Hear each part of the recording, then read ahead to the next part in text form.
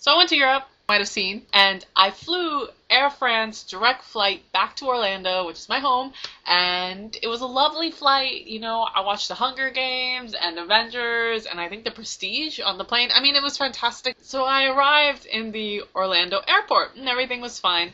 And as soon as I went into immigration, this always constantly happens when I show my not American passport, and they say, "Ma'am, we're gonna have to pull you into this little room over here because the city that I was born in has the highest homicide per capita rate in the world right now." So I'm just, I'm just used to this at this point. I just know that every time I leave the country, when I come back, I'm just gonna be put into a nice little room where they're gonna ask me if I'm a drug dealer or what I'm doing in the United States, and whatever. That point is so like overdone and moot, and I get it. I get it. Really, I understand. I understand that because my passport happens to be from a really dangerous country. Don't understand why American citizens who all just happen to be of the brown complexion tend to be put into that room as well when they're just normal and not at all coming from a threatening place. Oh, God.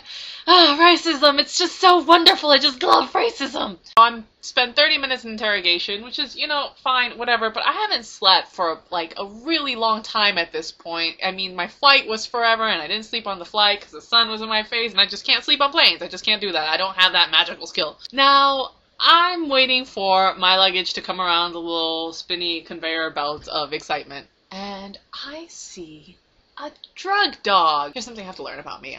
I love dogs. I see a dog and my IQ plummets and I just need to like go make grabby hands at the dog. But this is a cop's dog, so I'm not gonna do that entirely. So I go up to the cop and I'm like, "Hi, how are you? I'm waiting for my suitcase. I was wondering, can I touch the puppy?" And the cop starts cracking up and he's like, "Yeah, go for it." So I start playing with the dog. I'm like, "Hello, puppy. Oh, hello." And the puppy falls in love with me and I fall in love with the puppy. We have this beautiful affair that I can see in his majestic eyes and he can see in my majestic eyes, and it's just a lot of eye majesty going on. And then I see my suitcase sort of start coming around the belt, so I'm like, "Bye, puppy. You have a nice life. You keep doing your job. You're a hero." And I run to go get my bag, pull my bag off the little conveyor belt, walk by the dog, and the dog starts going crazy. Mind you, this is a drug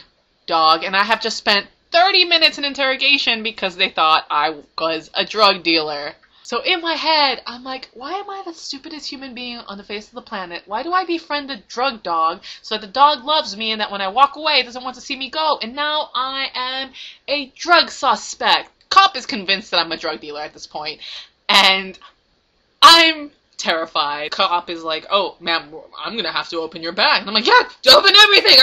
Do you want me to like take off my pants? I don't know." So he opens my bag and it's just like all my scarves and all my stuff just starts jumping all over the place. The dog's going crazy the whole time, by the way, and like attacking me, not attacking, but like licking my face, and I'm freaking out. I'm like, "Dog, you need to calm yourself down. You're gonna get me arrested. I don't do drugs, bro.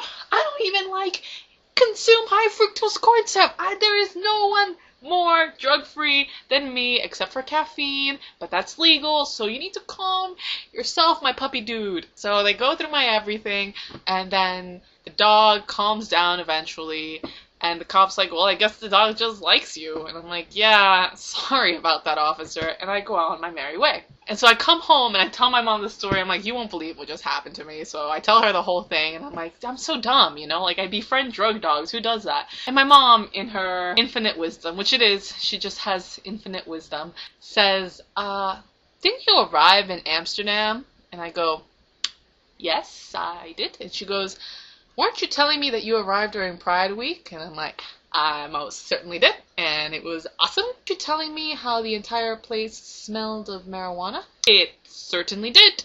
"Weren't you carrying that bag around everywhere when it smelled of marijuana?" And I go, yeah, I did."